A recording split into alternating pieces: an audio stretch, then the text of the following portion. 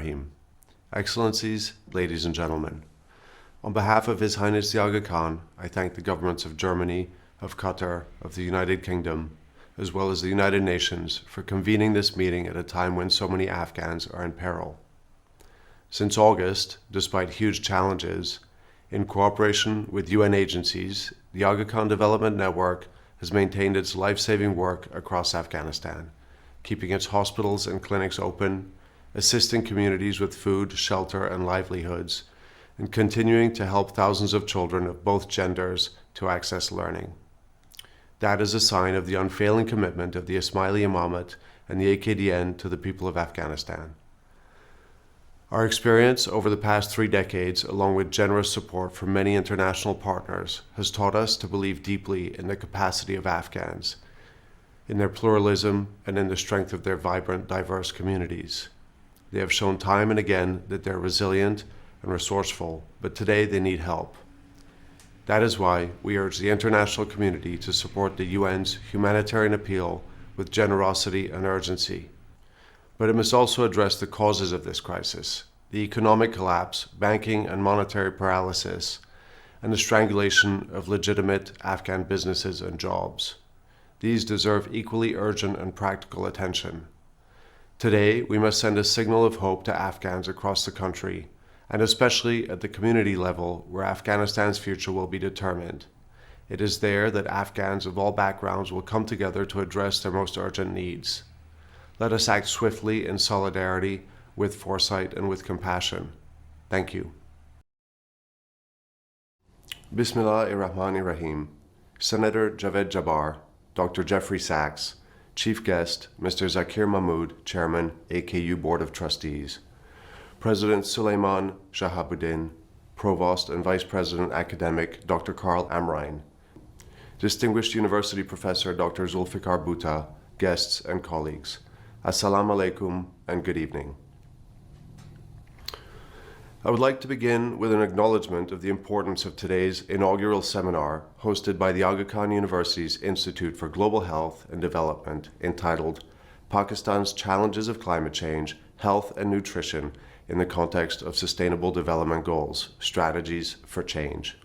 I regret that I'm not able to participate in this seminar with you in person. However, I'm delighted to join virtually and acknowledge, and indeed celebrate, the dawning of a new era that allows us all, no matter where we are geographically, to convene using technology.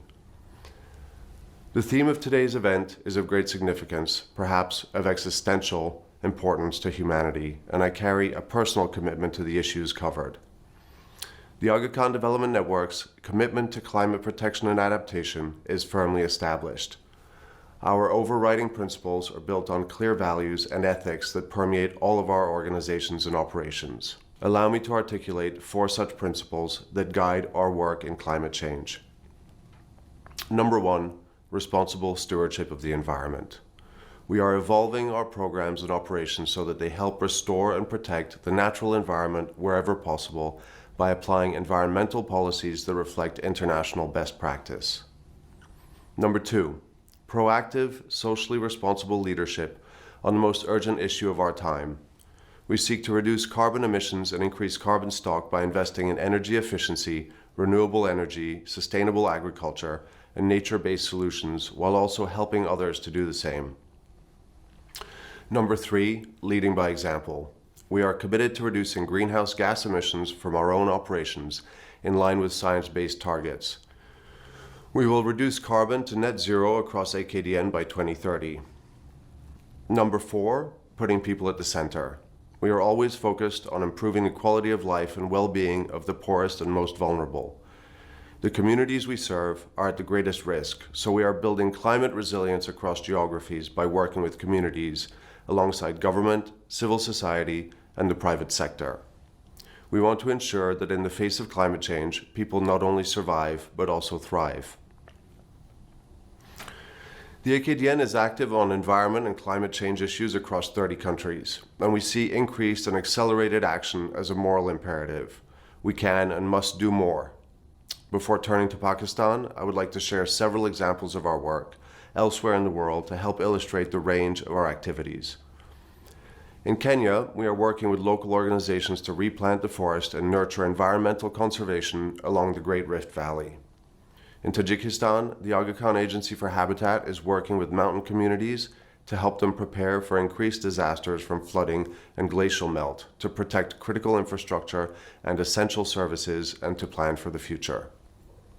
In Afghanistan, a 400 kilowatt solar plant generates over half of the electricity supply for our 141-bed hospital, an approach we want to adopt across the almost 800 health facilities we operate globally. Coming to Pakistan, it is a stark reality that, in the past decade, half of South Asia's population has been affected by one or more climate change-related disasters. Between 1998 and 2019, Pakistan experienced 153 extreme weather events, lost nearly 10,000 lives, and suffered tens of billions of dollars in economic loss, causing 30 million climate migrants. The floods in August 2020 alone caused damage to hospitals and clinics, decreased hygiene and sanitation conditions, increased risk of malaria, respiratory infections, and diarrheal diseases. Agriculture and food security are also disrupted by climate change, with serious implications for human health. The agriculture sector employs nearly 70% of the South Asian population. Most of these people live in rural communities. Extreme weather events are expected to reduce crop production in South Asia by 30% and lead to exposure to diseases such as malaria. In a subcontinent where food insecurity and malnutrition are already excessive, this could have disastrous consequences. All of the AKDN agencies in Pakistan are devoted to making a difference. The Aga Khan Foundation and the Aga Khan Agency for Habitat have a large and growing collaboration with the Minister of Climate Change and the National Disaster Risk Mitigation Fund, among many other examples. But there is a special role for the Aga Khan University to play in mitigation and adaptation efforts. There can be no doubt that we're operating amid an alarming state of affairs in terms of both the impact of climate change on human health and the impact of healthcare systems on climate change. For that reason, the interactions between these two deserve study and careful policy consideration. Let me illustrate the challenge. The World Health Organization sees climate change as the greatest threat to human health in the 21st century, with projected impacts putting the well-being of billions of lives at risk. The global carbon footprint of healthcare is equivalent to about 4 to 5% of total global emissions and likely to grow. Hospitals and healthcare make up a large sector of the economy of any country, and decarbonizing healthcare in all countries, including low and middle income countries, should be a priority. For 24 low to middle income countries, the British Medical Journal says, quote, "Achieving universal health coverage could result in an additional 382 million tons of carbon dioxide equivalent a year," end quote. This would actually increase the global carbon footprint of healthcare by about 16%. So while we must pursue universal health coverage, in effect, we can anticipate that doing so will cause more climate change challenges if we do not develop more sophisticated solutions to ensure we reduce the net emissions of healthcare. Today, as you gather at Aga Khan University to discuss the nexus of global health and climate change, my hope is that you will identify concrete steps for action by institutions like ours and many others in Pakistan that have a significant carbon footprint in the healthcare sector. AKU has a leadership role to play in this regard in making its hospitals green and moving towards carbon neutrality. As important are the profound impacts of climate change on human health and the disease burden it creates.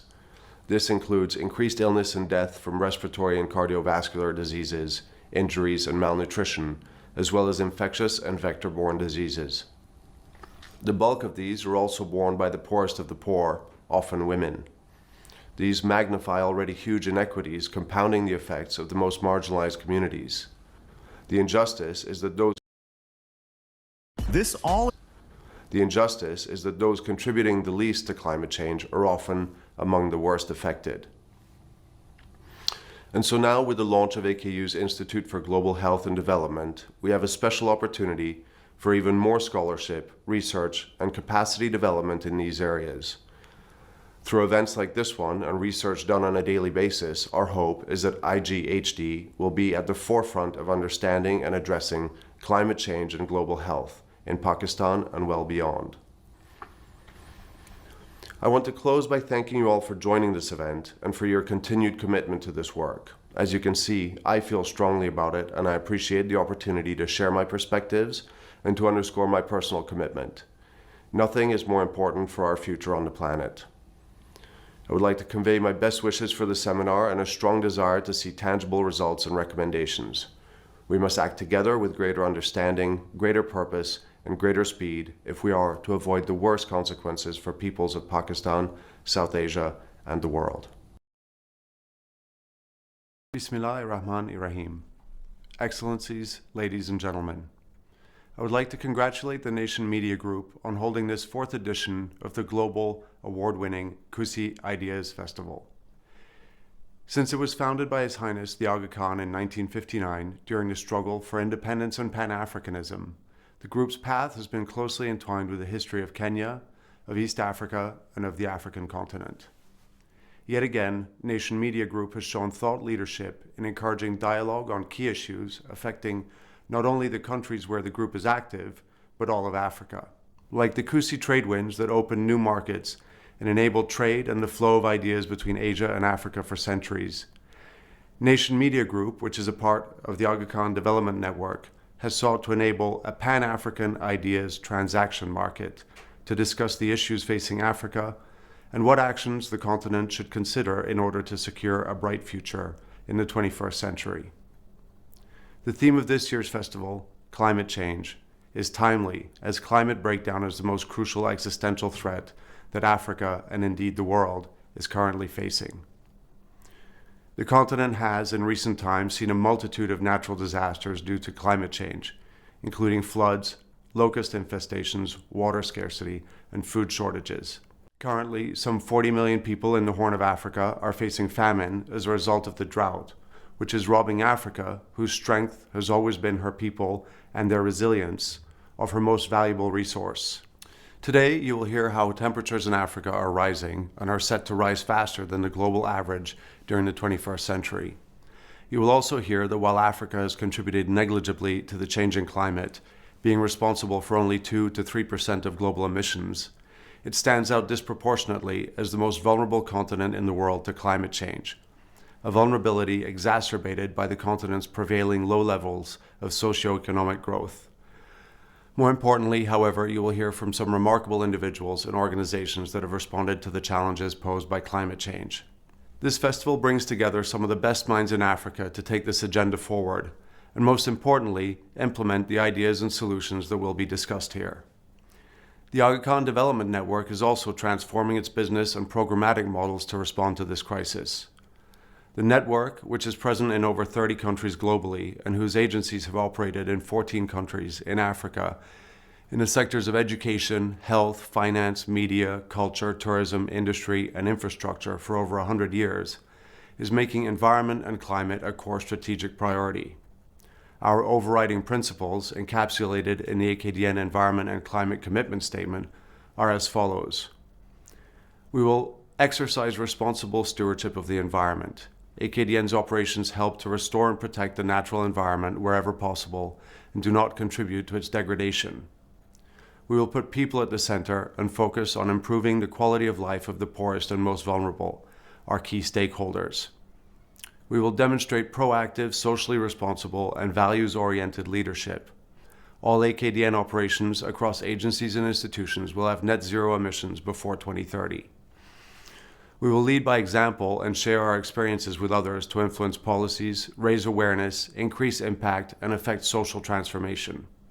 This includes engaging suppliers with credible and significant carbon reduction targets across their operations and value chain, educating and promoting research so future generations can engage in an informed and meaningful way with the challenges of environmental degradation and climate change, and sharing with partners and stakeholders the innovations deployed in achieving AKDN's commitment. Following are some examples of AKDN's activities across Africa as our agencies endeavor to meet their target of net zero emissions before 2030. All AKDN agencies have developed activity-specific tools to measure their greenhouse gas emissions and are working on their respective roadmaps and budgets towards meeting the commitment. Each of the Serena hotels in Kenya has maintained its Gold Eco Rating certification, recognized by the Global Sustainable Tourism Council. In the last 5 years, thanks to the installation of solar plants in all our properties in Kenya, we've eliminated over 4,500 tons of carbon dioxide emissions and generated over 6 million kilowatt hours of clean energy.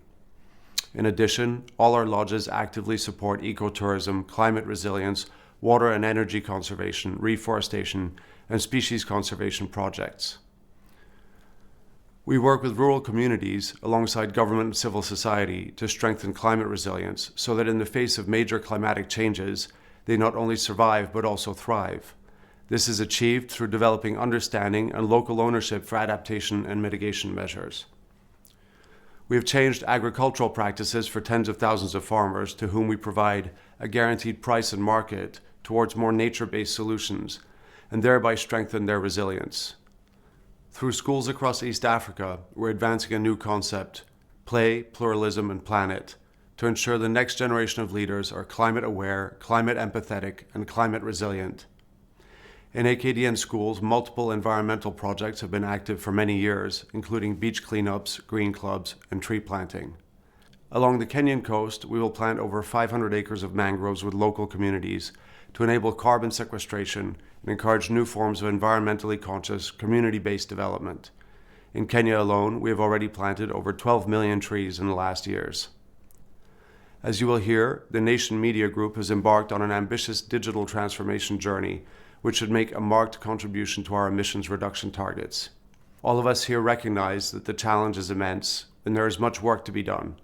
Work that can most readily be accomplished when government, the private sector, and civil society institutions all work together.